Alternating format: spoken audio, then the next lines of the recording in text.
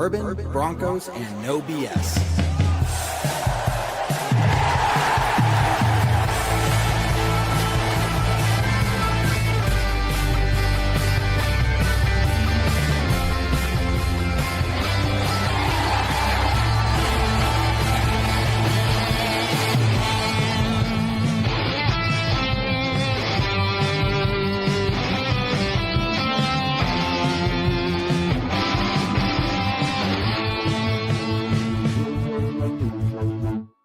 Fans, brews, and Broncos news. Good evening, Broncos Country. Welcome to yet another edition of Bourbon, Broncos and No BS. My name is 𝐁𝐫𝐤. I'm glad to be with you here on this Tuesday to talk about the Broncos like we always do on every single Tuesday. I got Spotty and David in here with me once again. We're going to be talking about everything that's been going on with the Broncos as they somehow pull out a win over in London, and there's going to be a ton of stuff for us to break down there in the first 30 minutes, and then halfway through the show, we're going to jump over and officially progress to oh my gosh, it's hard to say it, week 7, guys. Weren't we just covering the Titans game yesterday? This is ridiculous.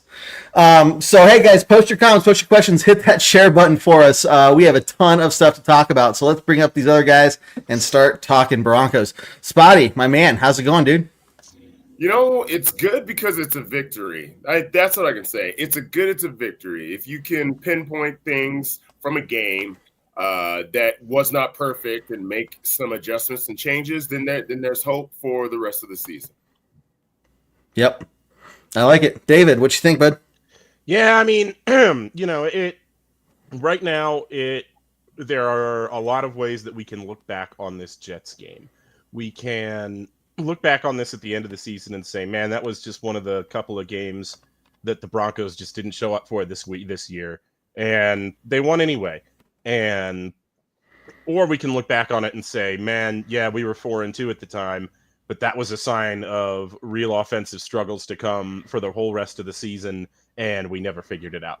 So, I mean, it's still like that's. I'm not dooming and glooming by any means, but there are a wide range of outcomes for a team that's 4-2 at this point, despite a record that looks pretty good. Yeah, agreed. There's a ton of stuff to talk about, and I think it's kind of funny that if we were to talk about the defense, we'd spend the next 30 minutes just talking about amazing things from the defense, and we're going to talk about them starting out here in just a couple minutes for a little bit, but then we'll move over to the offense where the majority of the issues I think are really stemming in terms of what is going on with this offense. Special teams, we'll talk about that a little bit. The Broncos did make some moves, so we'll get into that. But let's start with this defense, guys, and I'm going to open it up with we officially announced it last night on the show. It's now ingrained into Broncos country everywhere. Number 9. Talanoa Hufanga is officially nicknamed Hua, and it's not just because of his name. It's because that's the sound that players make when he hits them. This guy, freaking beast. And I don't remember if I asked you guys this, but I mean, can you remember the last free agent acquisition the Broncos got that was playing at the same level and had the same impact as Hua has since week 1? TJ Ward. That was a while ago. It has to be TJ Ward. Yeah. But that's been a while. Well, there's a lot of blemishes on our free agent pickups when it comes to defense over the last couple of years. I believe a Randy Gregory comes to mind. That was his name. Yeah. The man plays like he's with his hair on fire. I was watching a clip of 𝐒𝐫𝐸 was with the DNVR guys, and he was talking about Talanoa, and he was the one who said TJ Ward. He is the guy who is really setting the pace back there. Sometimes he's running all over the place like his hair is on fire, and you know what? I love to see it. That you need that in this kind of offense. A guy who's going to take the hit from a left tackle, a guy who's going to hit the tight end. He's going to set the pace for everyone else. Agreed. Tons of comments already coming in. Harley, I see your comment here about Bo Nix. Believe me, we're going to talk about Bo Nix in a little bit. But David, I want to get your take here. Harley, Nick Bonito, freaking beast. This defense in general. on pace for 85 sacks this season. David, I mean, where do we even begin when it comes to the compliments with this offense or with the defense here? Well, I'm going to start by doing, I think it's a management technique. We're going to start with something that they need to work on, actually, and then improve. That's fair. Talk about how good they're doing with the sacks, because the sacks are incredible. The number is really impressive. One thing I think they need to really improve on is getting the ball out a little bit more frequently. I think we're almost trailing most of the league in turnovers at this point, turnovers generated. And sacks are a high turnover variance play. Pressure is a high variance play in general. With the amount of pressure that we're getting, even when the ball is getting out, we're not turning that into interceptions. So that's something, to a certain amount, to a certain extent, that's just luck. There's not a lot you can do about it in some ways. But I would like to see these pass rushers making, I don't know if they're being taught specifically to make smart plays on quarterbacks that won't end in roughing the passer, or what the deal is, but I feel like I'm just not seeing as much purpose to as much intention to go for a football when sacking the quarterback amongst our players. And maybe that's just a perception of my own, but maybe they need to do that, start doing that a little more. I don't know. But other than that, Kev, absolutely no complaints. You're getting contributions from everywhere in the defensive line. John Franklin Myers, Zach Allen is still a superstar, but he's not doing it by himself this season nearly as much because Nik Bonitto is now the superstar. Jonathan Cooper is having a great season. And it's even, week to week, he's not getting the same type of sack numbers as Nik Bonitto, but he's making just as much of an impact on the game for sure. And it is so great to be having that kind of consistency on the edges, even going up against really talented NFL tackles. Yeah, it's the situation we have here. It's so reminiscent of 2015. Von Miller on one side, DeMarcus Ware on the other. You can double team one of them. You can really focus on one of them, but how do you focus on both and stop both?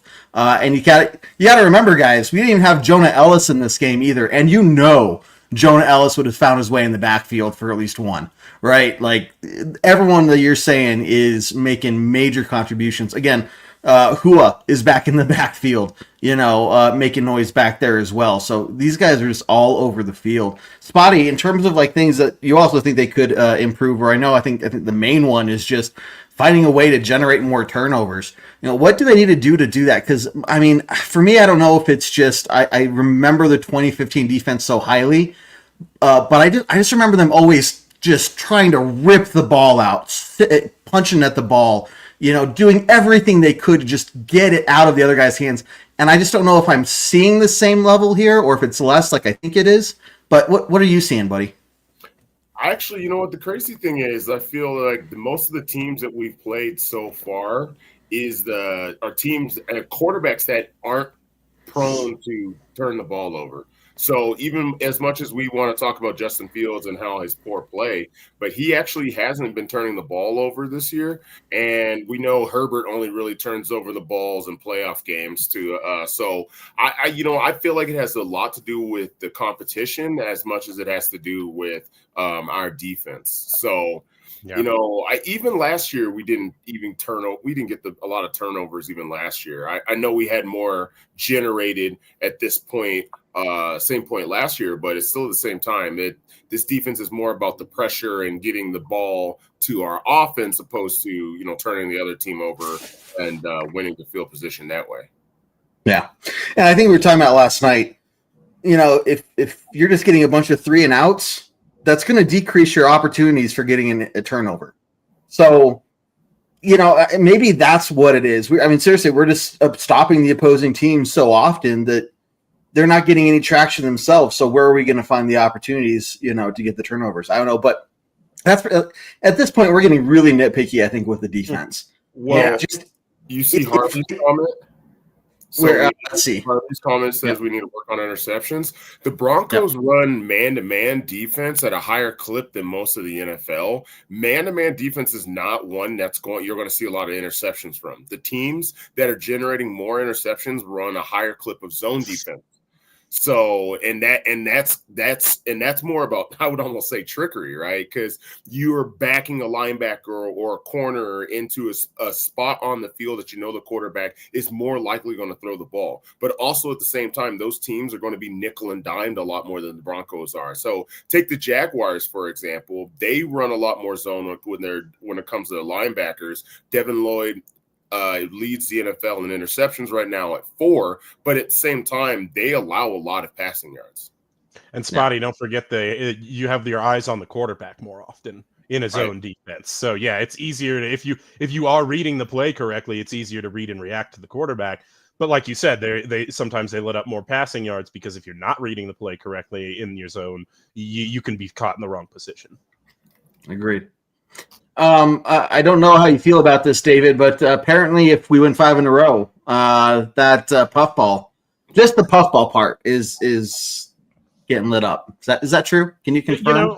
Kevin, I've had my reservations all season long about the AI art generated of us just because of the way it makes us all look, if nothing else. But these AI generated comments here are not gonna. This isn't gonna fly. The computer is we're gonna have a problem if this kind of stuff happens because I said no such thing, and I certainly will not. So Jerry, I know, is with me as a fighting member of Team Puffball, and Jerry brings up a great point that comes in. Offense and defense, but because it's happening on both sides of the ball. It's more noticeable on offense, especially because it's just killing drives so often for us. But yeah, these penalties are it speaks, I think, to and we can use this to segue into a larger discussion about the offense if we want. At what point, if you're Sean Payton, do you say, all right, enough is enough? I'm going to simplify things a lot for the guys right now because they're struggling. Pre-snap alignment penalties, illegal men downfield penalties, the holding penalties and such, like, all right, a holding penalty in the end zone on Garrett Bowles. Yeah, that sucks. All right. And we can argue about whether it should have been defensive pass interference down the field or not. Whatever. Those penalties happen on a time-to-time basis, and that's not a coaching and technique kind of thing. That's just some guys you lose sometimes. But so many of these are just stuff that it's like you can see the guys just not being on the same page as the coaches in some instances. And at what, it's week 6. Spotty, I know you've got a lot to say, so I'll toss this over to you. At what point do you just say, all right, it's time to pull back a little bit and start doing more of what we know everybody can do and stop doing less of what we would do in a perfect world?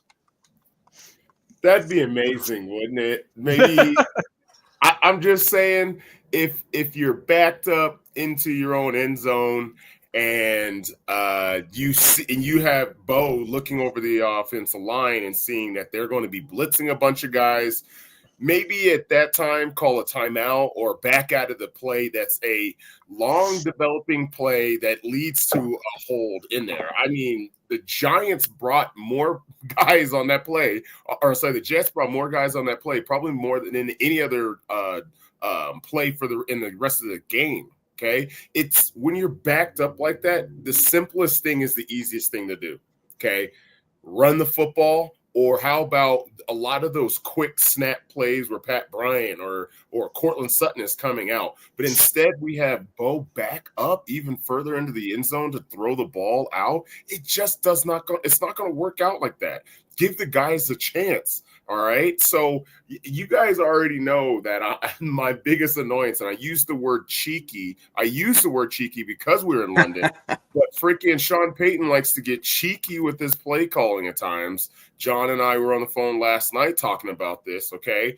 You can't fake to the wide receiver, fake to the running back on your left, fake to the running back on the right, then throw the ball to the fullback back to the left-hand side and hope that in this NFL that play is going to work out all the time. Matter of fact, we've seen how Sean Payton runs his plays. So at this point, yes, our run game is partly throwing that ball out there, but teams are cued on that. They have their cornerbacks closer in coverage. We're not getting a lot of yards on those out passes to wide receivers anymore. That is a very outdated play, and we run at least 5 of those play a game. Do they go for positive yardage 1 or 2 times? Absolutely. But as soon as we get further into the game, we don't get a lot of those plays anymore because those big physical corners that are on the other side, I mean, Sauce Gardner's bigger than any of our wide receivers are, except for Cortland Sutton, and they end up blowing up the play. You got to give us a better chance than this. Like, you can't take these plays and think that that's going to carry you into the future. Yeah. At some point, I mean, we credit Sean Payton for being such a, offensive guru and genius and all stuff. And yeah, look, the things he does and what he's done with the Broncos alone is fascinating. So you got to give him credit where credit's due, but you got to wonder, you see it at points during the game. Is he out coaching himself? Is he overthinking it to the point where now it's confusing his own team? Doing things like that pass in the end zone, like, okay, I get it. You probably had that, memory pop into your brain of the Browns game last year, right? And how amazing that was. But that doesn't mean just because you're in the same situation doesn't mean you have to do it again. And I'm not surprised that the Jets brought in all this pressure on that play because they probably figured Sean Payton's going to try something like that again, right? But, why not just run the ball out, get a few extra yards for some space and was a comment here. Melvin Gordon is doing really good, and not Melvin Gordon, J.K. Dobbins is doing really good, in generals. I don't know why we weren't getting him the ball more often, but there are just instances throughout the game where you just got to wonder, like, hey, is Sean Payton overthinking to the point where now it's backing himself? And so, David, your comment of, at what point are we going to simplify things? I think it needs to start with Sean. Sean needs to simplify things for himself, right? Stop making it so overly complicated. And I think hopefully that would. But at some point, look, here we are going into week 7. The offense has yet to put a full game together outside of the Indy game, right? And it's been a while since then. That was week 2. Here we are going to week 7, and the offense still has moments, but not anything else. So other than the penalties, I mean, what else are you guys seeing from this offense that's just causing a lot of pain right now? Well, and I want to go to one idea that's popping around in my head as we, pile on Sean Payton with pretty good reason. How much is Bo Nix getting control at the line? We know that Payton usually runs 2 plays into the huddle every down anyway. And so how much of the time is Bo controlling which play is chosen? How much of the time is it based on what he sees at the line of scrimmage versus what somebody on the sideline is seeing? I think is, something that's worth considering whether or not you need to either increase that responsibility or decrease it based on what he's doing now. Because I just don't know. I have no idea. Let's talk about, what do you guys think?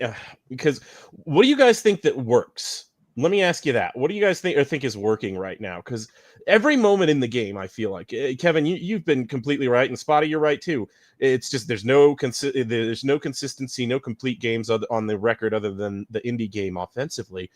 So, but every week it feels like we see these tantalizing moments of something good, like for like a whole drive at a time, even like that. The touchdown drive against the Jets that just ends with Nate Atkins on his own base. And, you go back on Twitter and you look and it's like, all right, well, the Broncos actually set up that look based on a different variation of that play that they did this earlier this year without that wheel route. And now they have the wheel route open because teams think that's going to be what they see on tape when they see that formation. So, it's like so what are you guys seeing?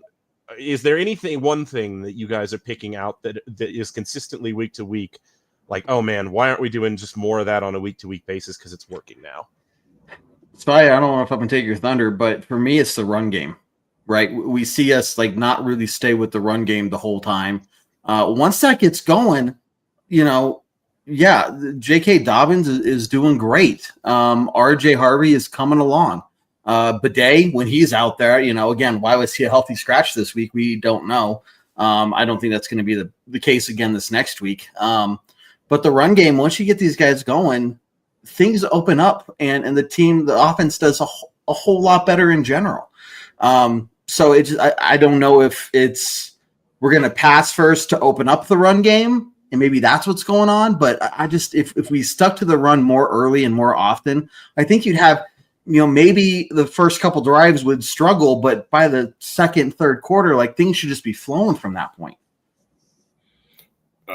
It's hard because I don't really think there's anything from a week to week to week that we can say was efficient, right? There are some games that the run game was very efficient, and that's why we were the 5th leading rushing team in the NFL probably up until this week. We probably fall out of the top 10 at this point. But then other weeks it was the passing game.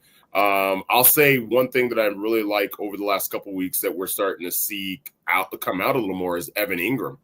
I actually think Evan Ingram targets. He's got the same catch in 2 weeks in a row, and that's both throwing it down, and he goes up over the defensive player here and falls down towards the sideline. So Evan Ingram, the amount of targets that he's getting, he's improving. I really like seeing that. I just believe there are times, especially in this game, that we abandon the run too quickly. So, yes, J.K. Dobbins ended up having 14 carries for 40 yards, but there was a point there that some of our run plays, I'm like, we're running on 3rd and 10 or something like that, and we're running into a pass blitz because they think that we're going to be passing the ball. So, and R.J. Harvey only had 2 carries in this game. Yeah. So it's like Sean is almost trying to reinvent the wheel every single time he gets into a game, but you don't really need to do that, right? It was the one thing that everybody talks about when it comes to the Eagles, right? How did the Eagles win a Super Bowl last year? The Eagles ran the ball, they played solid defense, and they threw the ball when they needed. And then that's the one thing they're not doing this year, and they're not doing anything. The Broncos are not establishing any type of rhythm whatsoever, and I think that's why we see such craziness week to week. That's fair. So, David, I mean, that was a good question. It's kind of like there are pieces here that work. Sean's comment, curl routes, PA rollout passes, crossing routes, J.K. Dobbins on outside runs. Keith says running between the tackles, it works. Right. So there are things that when we see the Broncos put it together, like the ball just moves down the field and it looks like they're just doing it so naturally. Right. You're like, why is it not like this all the time? And then we get away from something. Or this last week, we went out there and Bo Nix threw for 125 yards in the first half, or at least in the first quarter. Right. The running game wasn't really there, but we saw that we were beating them through the air very well. So we come out at halftime with whatever adjustments, and it doesn't work. So why do we not see us go back to what was working early on in the game? There are just weird times of it's like, you come out halftime, you're going to try a couple things. That's not working. Let's go back to what we know was working, right? So I don't know.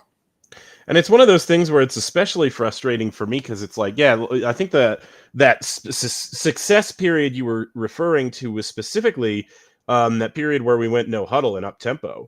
And that seemed to be working really well for the entire offense. And, then they got away from that and started doing more of the, what we've been talking about. We switch personnel groups up almost every play. We're doing this formation, then we're doing that formation, and we slow things down again. And I know that's the way Sean Payton wants to do things. But yeah, it's almost like seeing them go, well, it's week 6. So we can see that work now and we have it when we need it. Let's get more live game reps on these things that we know we need to work on now. And that's just, that's to my eyes, what I am seeing as one possible explanation. And obviously that's going to be just incredibly frustrating for fans to put up with. David, I'm curious because we've seen this for 6 games now, and it works usually in the first half, but not in the second half. How are we feeling about these play action boot plays that they have Bo on? I mean, you've got to have them. That's the thing, and I understand that defenses are adjusting a little bit more to them, but it's a skill that Bo Nix has to such a degree that you can't abandon them in your offense, especially right now when you're searching for answers in your offense. It is definitely something that you're going to have to zhuzh up, or if you're Bo Nix, you're going to have to give them a reason to respect something else. Because like I think you're alluding to, they're clamping down on him now. The plays are not as successful as we saw them be certainly last year and even earlier this year. So it's it's something that you can't just take out of the offense because Bo Nix is too good. It has too much of that skill, and it's one of the things that you can do if it's not covered up perfectly. But you've got to give him a reason to respect something else. Yeah. And there was a comment earlier on, I can't find it right now, but somebody said, the long passes, the long game has got to become more of a threat. And not to say that Bo Nix is just whiffing on him, right? That he's 10, 15 yards away from the guy. He's at like a fingertips distance away from these things connecting. Okay, so he's being pretty damn accurate. It's just not clicking, right? But when those things keep failing, 80% of the time, basically, it's not really a threat. And so I think that's maybe part of why you're seeing these defenses clamp down, like you said. They just don't see that as a threat from Bo right now. The reason I asked that, even specifically about the play, is right. So we probably run that play once or twice every drive, and the commitment by the defensive ends and linebackers to go upfield and not go for the play fake has been incredible. I'd say maybe we get away with one like short pass out of the play a game, but other than that, he's got to try to throw around a defensive player to get the ball, or he has to stop, and then that's when his playing goes awry, because he stops and then he's trying to shift and everything like that. So I just almost feel like we're running it a little bit too much at this point.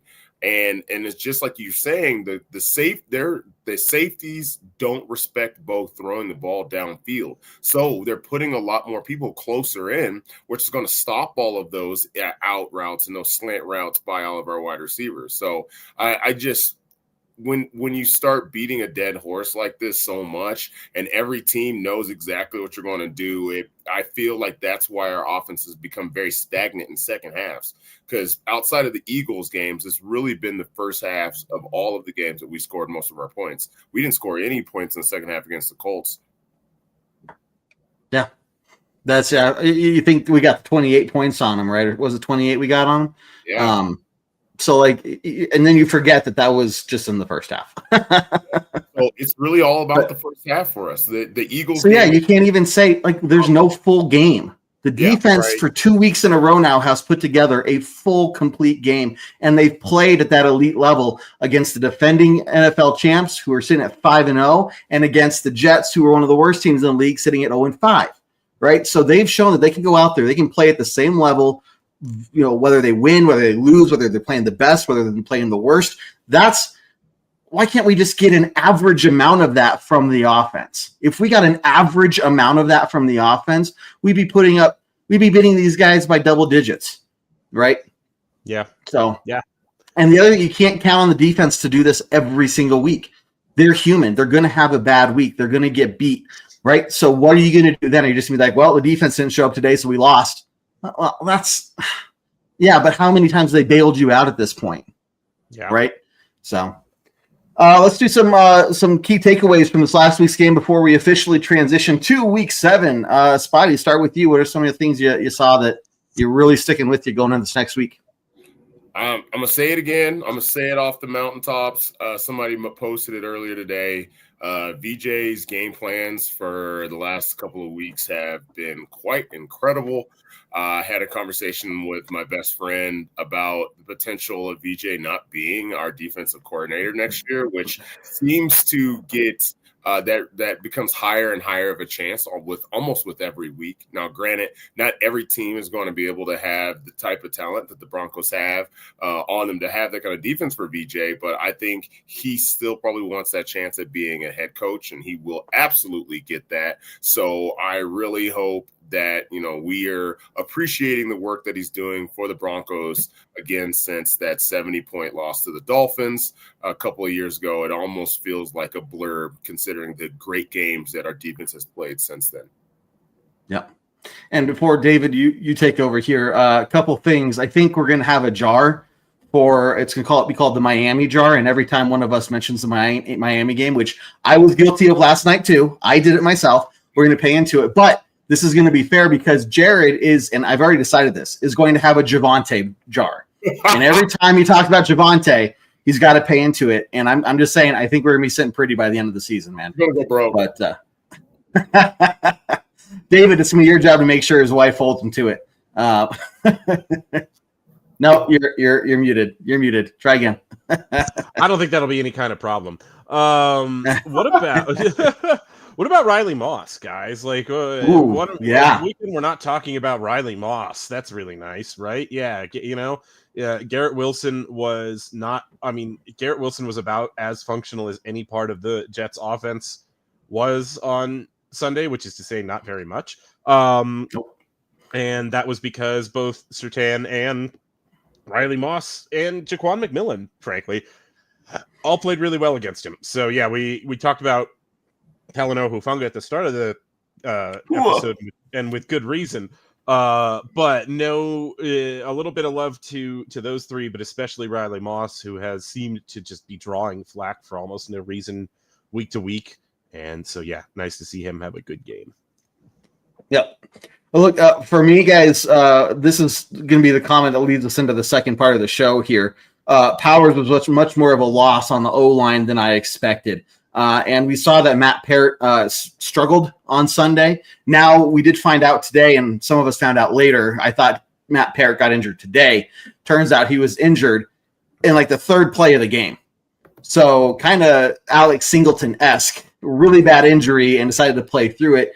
So we're kind of left to wonder, was he struggling, and was the right side of the line then struggling because of that injury, right? Or was that just Matt Parrott struggling? We don't know. Obviously, the injury was going to have some sort of impact in that, but either way, we're not going to know for a while.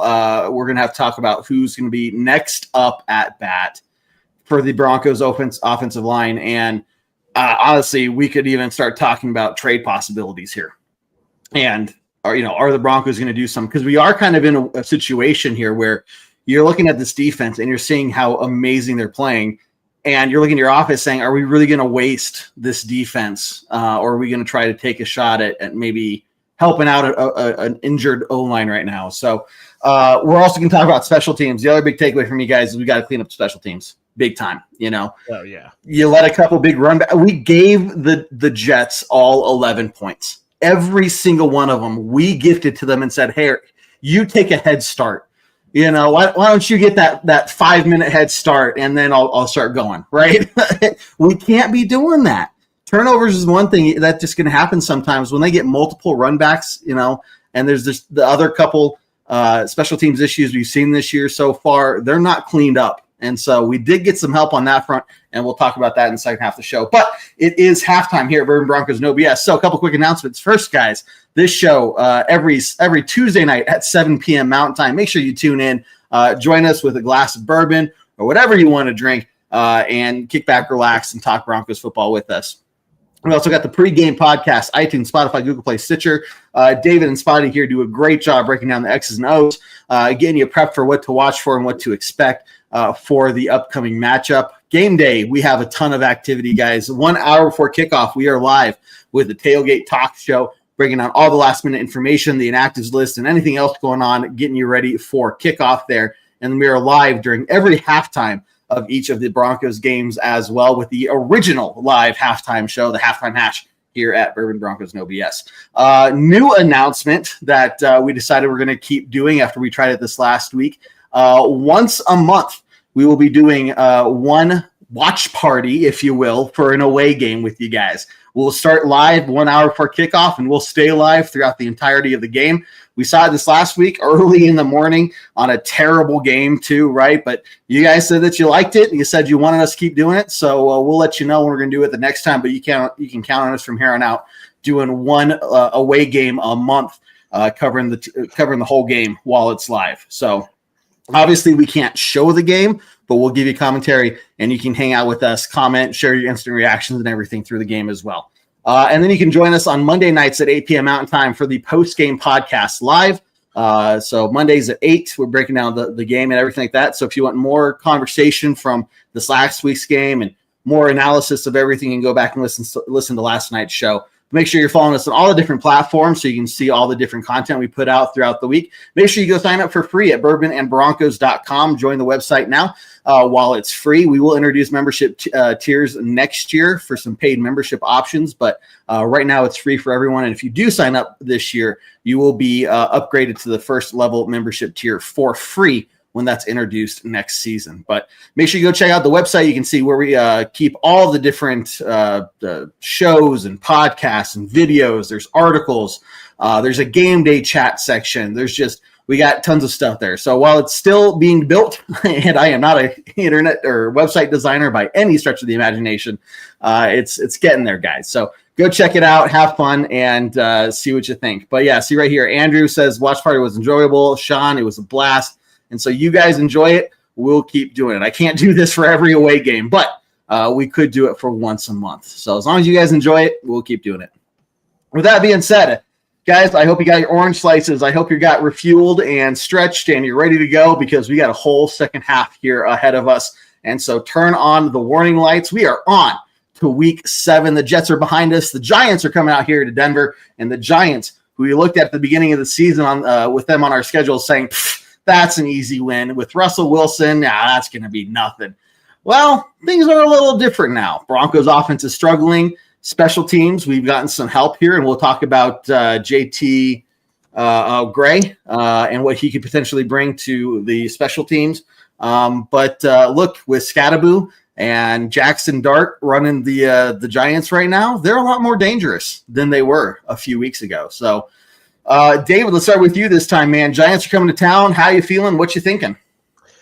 I am not impressed by the New York Giants. I am very, very aware that 𝐁𝐫𝐶 can rip his shirt open on TV. That's really cool. Well, so can you. Yeah, so anyway, you won't. You won't. I know I won't. I like all my shirts and I need them. But I will say that I am not as. All right. No. Okay. Anyway. I'm not as convinced of his ability to beat Malcolm Roach one-on-one in the hole. I'm not as convinced of Jaxson Dart's ability to survive this pass rush and try to make plays to Lil Jordan, consequential plays to Lil Jordan Humphrey against this secondary.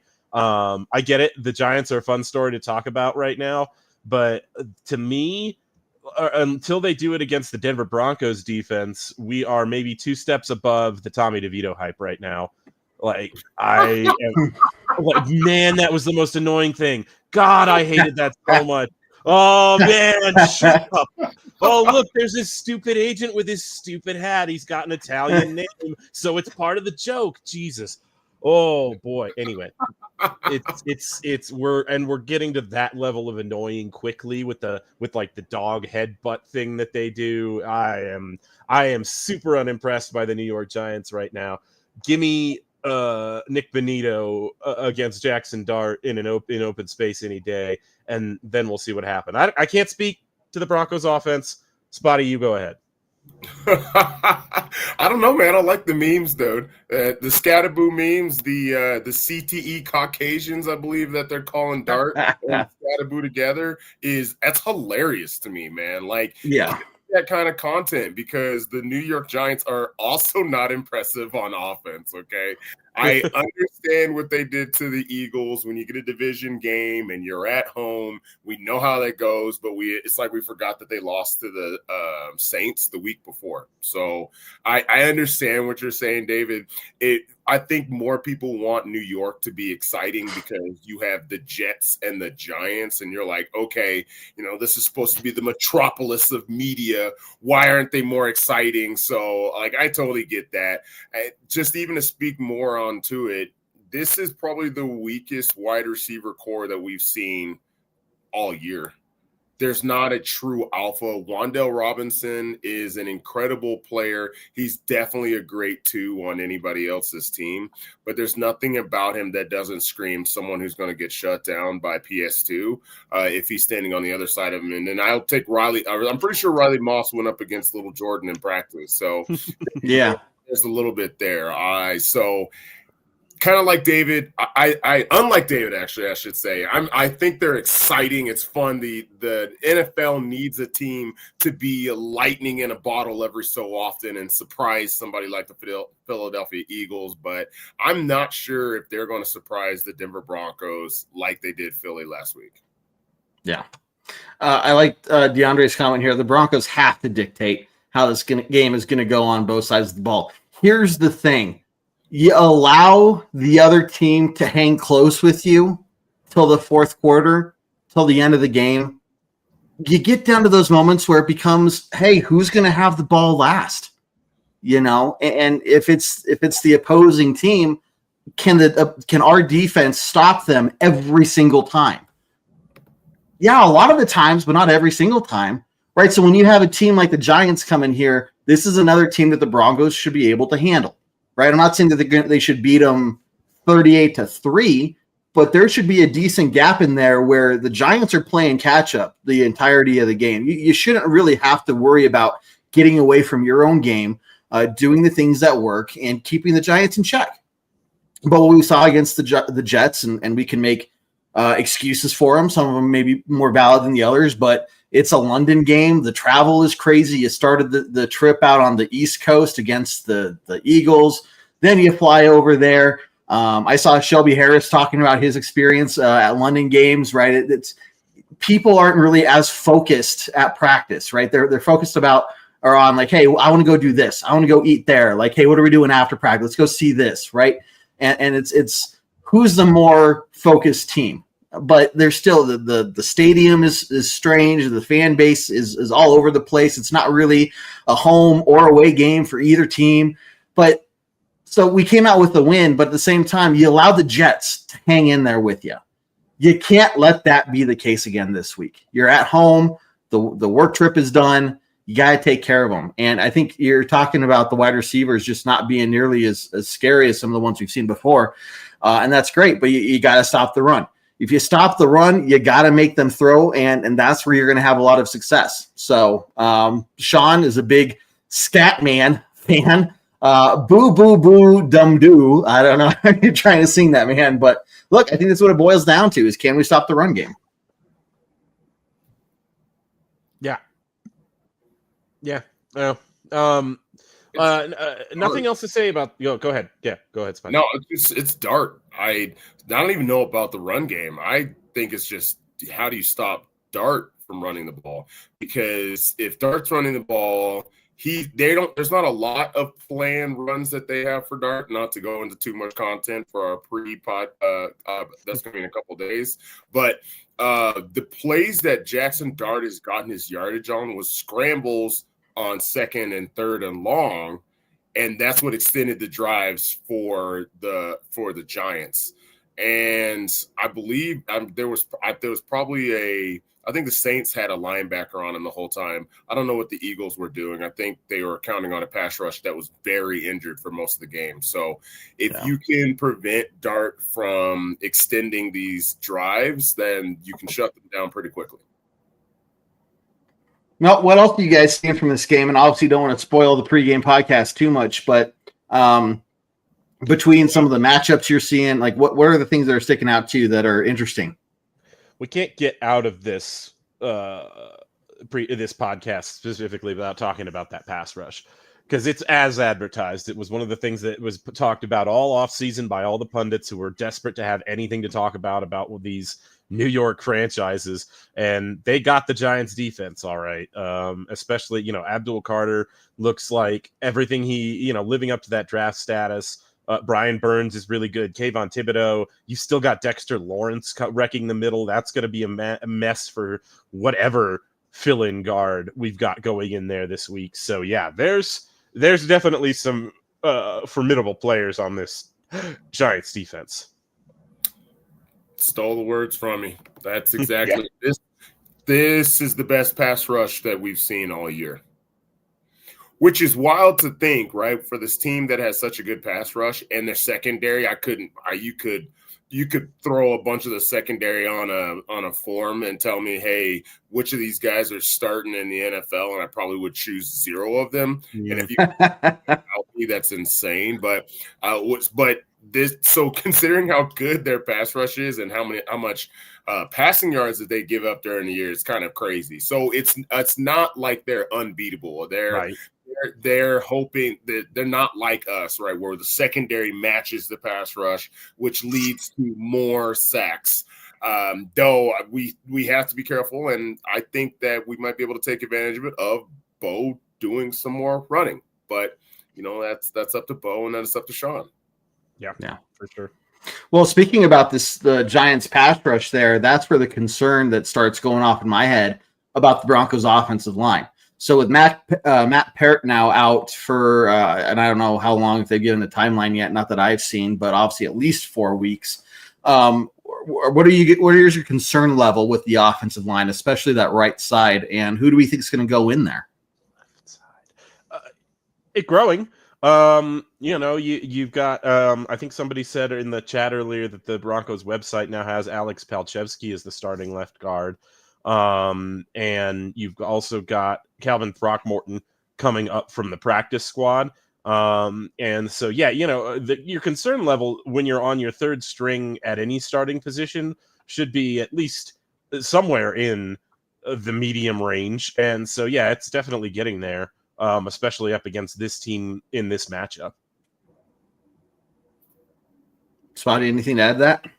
Well, I've seen a couple people talk about the Broncos making trades to fill that position, and I just don't think that's going to happen at all either. If Ben Powers was going to be out for the year, maybe the Broncos would make a trade for that left guard position. But with him coming back this year in 2 months, which with the way that this year's going is probably going to be next week anyways, I think they'll just keep rotating people in and out at that until we've kind of found someone who's going to hold it firm.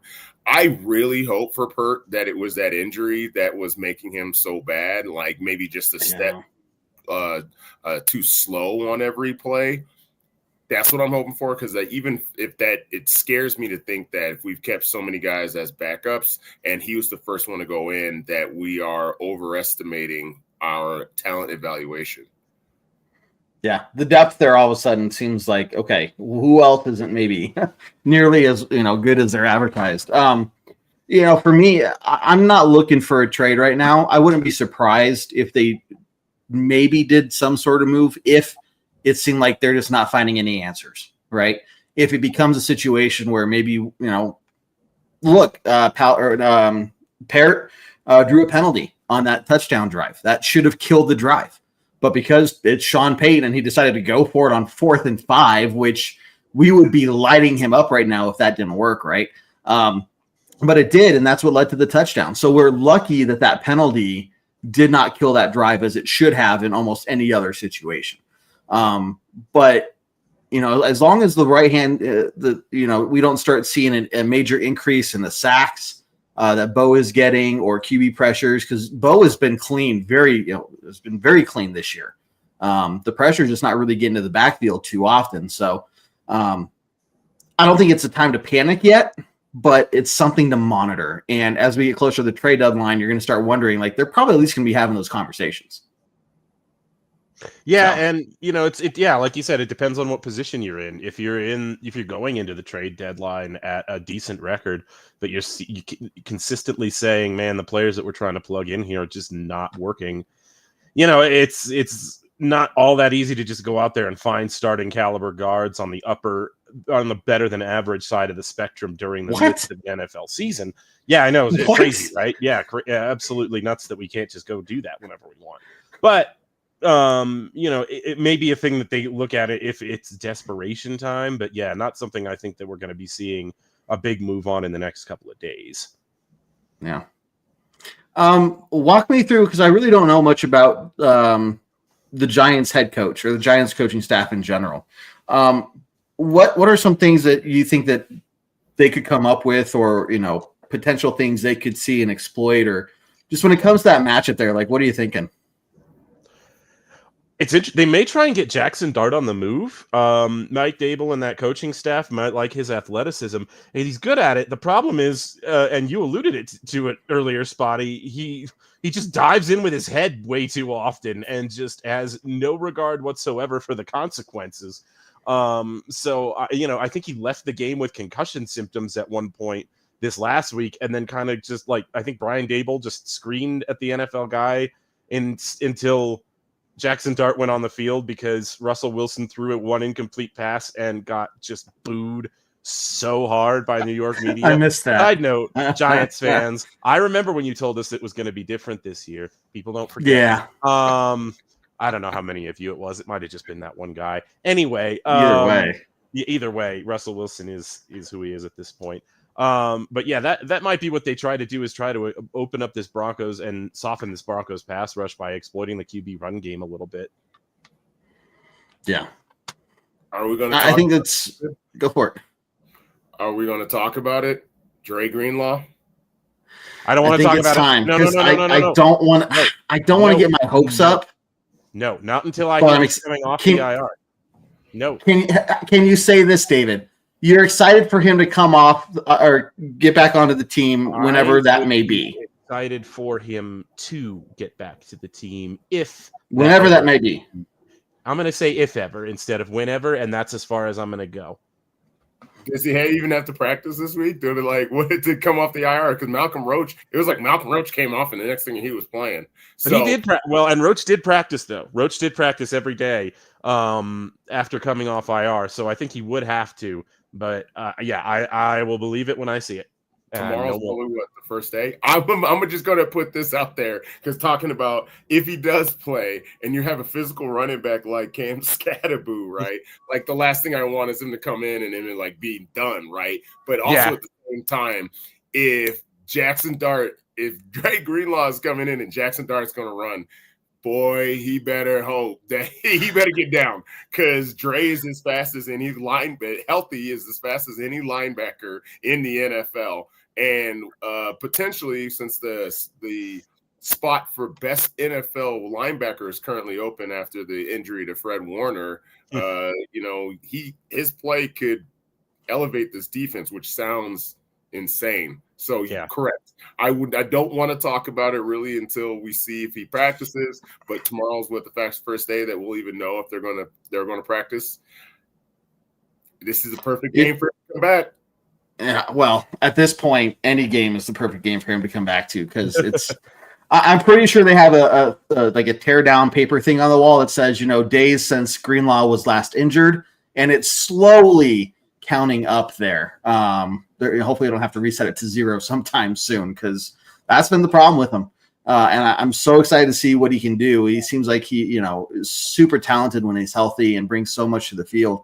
But to have the combo of him and 𝐒𝐬 and PS2 and all these, I just need the whole defense basically at this point, right?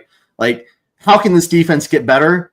Add a healthy Dre Greenlaw, and you're like, that doesn't how is that going to make it better because it's already so good. So we'll see. It's going to be interesting. Don't hurt your own feelings, guys. Don't hurt your own feelings. That's all I'm going to say. I just don't want to curse Alex Singleton's name so much a game. That's really what it is. Like, I think adding him would alleviate the curse words that are said during Sundays for me. That's fair enough. I like it. Well, guys, we're going to do some closing thoughts here in just a few minutes as we get prepped for this Sunday's game at home in Denver at 2:05 p.m. The New York Giants coming to town, and it's going to be a hell of a game. So first off, if you are going to the game, Hooray, like this, 𝐒𝐬, guys, make it stick. Make it stick. If I get a number 9 jersey, it's going to be personalized. It's going to say 𝐒𝐬 on the back.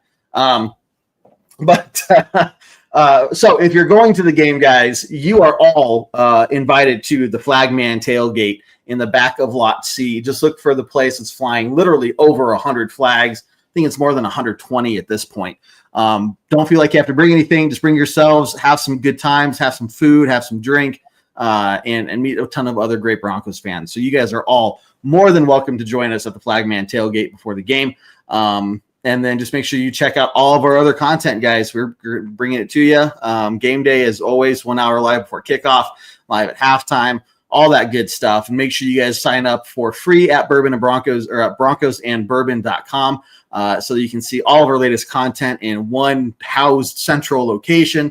see all the different articles we're posting and all the other cool things, and get in on that website at the ground floor as we continue to build that up.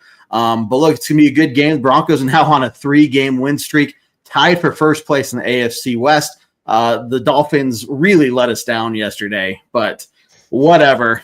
You can't trust them right now anyway. And if you find yourself in a position where you're counting on the Miami Dolphins to do anything, you're the one who's wrong. You're the one who's wrong. That spot.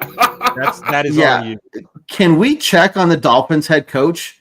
Mike doesn't look good the last few weeks. He just looks like he's in constant mental anguish. And I'm concerned about him. Hearing from people in the know that he's not going to be fired in season. It'll wait until the end of the season with him. And it's like, man, do him a favor and put him out of his misery. Yeah, and everybody wanted the Broncos to sign Mike McDaniels, by the way. It was another one of those head coaches. Everybody's like, he's been our ball boy. Why didn't we sign him? Well, I would actually love to have him on the coaching staff if he gets as fired. An offensive head, not head coach. Not the head coach. No, get him as an offensive assistant in here. That would be awesome. But I'm just saying. I you see him at press conferences and he looks bad, and I say that just because I'm worried about him. Anyway, Broncos are tied for first place in the AFC West, and 4 weeks ago, we were not feeling very good about that. So things have really turned around. Roy, going back to my comment about the tailgate. Yes, I forgot to say this. It's at the back of Lot C, the south side there. So if you see a tailgate with 3 flags going, or maybe 2 flags going, no, that's not us. Go back to where all of the flags are flying, and you can't miss us there in the back of Lot C. I'm going to be infiltrating enemy lines at the game. I don't know if there are any Giants fans that show up. I don't know if I'll talk to them or not, but we'll see. And then, yes, did you hear about Jaxson Dart telling a joke to his wide receivers? Yeah, it went right over their heads. So there you go, Gary. Good classic old school joke. When you say guys, boy, there was some dust on that one. I think it's like when you open your wallet and moths fly out. It was kind of like that. Well, look, guys, let's do some closing and special thank you to Gary, our guy behind the scenes, doing all the marketing and sharing and helping us with the videos and all that stuff. So, Gary, thank you very much for everything you do, bud. Special shout out to you. With that being said, let's do some closing thoughts, guys. Spotty, start with you, man. Here we go. Broncos on a 3-game win streak, looking to make it 4 in their home stadium. What you got? It's okay. So it has the potential of being a wild spot for the Broncos next week. We almost had it this week with the Chargers, almost losing to the Dolphins. We have a very, very winnable game against the Giants, and the Chargers, who are the most cursed franchise, are playing the Indianapolis Colts, who are atop the AFC. Weird inception kind of moments going on right now. So we could be talking the Broncos being the division leader in the AFC West for the first time in a decade. Yeah. On Sunday. Again, a very winnable game. But the Broncos need to do what the Broncos need to not play down to their competition. I feel like we are caught too much playing down to the Jaxson Darts, playing down to the Justin Fields, allowing these teams to stay in the game. What we did on Sunday, we cannot repeat next Sunday. I do believe that the Giants offense has the ability to score a whole lot more points than the Jets did. And so if we give them any momentum whatsoever, they will take it and they will run. And they will then do all their with Scatterboo and Jaxson Dart. And it's just going to pump up the rest of the team. We have to shut them down early and often. That's coming from everybody. So that's the defense. I really hope that we don't have you on the field as much as we have the last couple of weeks. But if you guys can continue to play like you're going to play, we can be talking about AFC West division leaders next week. It's just freaking crazy. It's just crazy. David, what's your thing, man? I am of two minds about this Broncos season so far. And I think we're all agreed on the first thing is we haven't been playing consistently well on offense nearly enough this season. The other side of that coin is, despite that fact, you're 4-2. and you can really make your presence felt in a conference that is seeing, Drake May emerge. And that's not a slight against Drake May, who is playing out of his mind right now. But you're seeing the New England Patriots emerge as a real conference contender in the AFC because, the Buffalo Bills just got pantsed by the Falcons. The Baltimore Ravens, everybody's hurt and they're 1-5. The Pittsburgh Steelers are a paper tiger with Aaron Rodgers. There's blood in the water in the conference for the first time, and there's a chance for you to really assert yourself as a team here. If you can, show me the team on offense that you've shown me for a quarter at a time, over 3 quarters in a game every single week, and man, you're going to win a lot of games with that defense. And it's time to transition. It's definitely time to transition out of it's early in the season, we're still working things out, to this is what we are, this is our rhythm, this is what we do, this is how we win games for the rest of the year. Yep. No, and David, that's part of what I was going to say, was we're not in that early season. We can't say, oh, it's early in the season, they're still working out. Bro, it's mid-season. It's week 7. We should be in mid-season form. Sean Payton said during the offseason, we'll have a really good idea of where this offense stands about week 4, maybe week 5. Yeah, well, it's going to week 7, and I do not like where this offense is standing right now. They're close. Don't get me wrong. I'm not saying they're a bunch of just total screw-ups, but they're close, but they're just not there. And it's causing just a lot of extra situations, we're either coming close to, these games, or we're losing some of these games or whatever, where we should be putting these teams away. And you just don't want to be dealing with that down the stretch. If you're thinking of yourself as a serious playoff team and playoff contender, you can't be worrying about, well, is the offense going to put up 13 points today, or are they going to put up 28 points today? Which one is it, So we'll see. But the other thing, guys, Jerry, right here, stop the penalties. I'm telling you right now, I'm going to call it. When the Broncos have more than 10 penalties this week, we lose the game. Because what you're saying, the Giants are going to take advantage of those moments. They're going to take advantage of when the Broncos struggle. If we give them any kind of short field situations, they're not going to be settling for field goals on every single one of those. They're going to get a touchdown. They're going to score points on their own, like you were saying, Spotty. Right? So, yeah, the defense is going to show up. I fully believe that. But the offense has got to help out, because 13 points ain't going to cut it today or this week. 17 points, I don't know if that's going to cut it. You've got to get in the 20s, and the higher the 20s, the better, right? So anyway, look, we're going to see what they do. I like where we're going. At least, it's not like the Broncos of 3, 4, 5, 6 years ago. And look, I think we kind of just have first world problems right now, rich people problems. Yeah. So expectations suck, bro. Yeah, I know. Once you have expectations, like now we got to live up to them, and it's just okay. Oh well, we'll somehow deal with it. Look, Broncos Country, thank you very much for tuning in to another episode tonight. Everybody who's been chiming in the comments, you guys are fantastic. Make sure you join us for all the other episodes and shows. We try to talk to you guys throughout the show as much as possible, because this is why we do this. So keep tuning back in. And thank you to Spotty. Thank you to David. You guys are fantastic. Thank you once again to Gary behind the scenes there. But look, guys, it's been a fun show. It's been a fun time. Broncos on a 3-game win streak. I'm just so happy to be able to say that after what happened in week 2 and week 3. And we're fighting for the AFC West spot. The Chiefs are on the outside looking in right now. They're looking up at us, and I'm okay with that. So really good. Feels real good. Well, guys, again, thanks for tuning in. But we've been talking this whole time, and I know I've got nothing left to say other than end the shows we always do on a very strong Go Broncos. Take care, guys. We'll see you next time. Do what I like, yeah, I do what I like, yeah, I do what I like. Sip and go, sip is right.